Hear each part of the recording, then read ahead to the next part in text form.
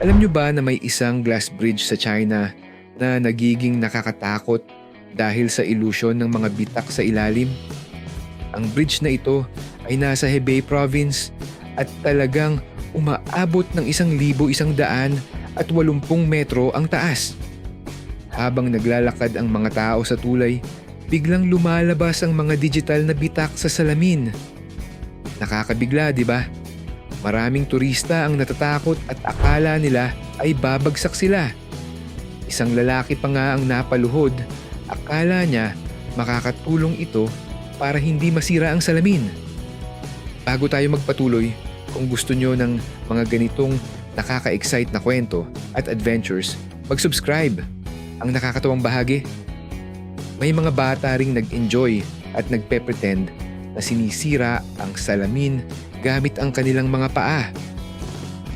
Pero huwag mag-alala, sinisiguro ng mga taga-pangasiwa na ligtas ang tulay at araw-araw itong chinecheck para walang totoong bitak.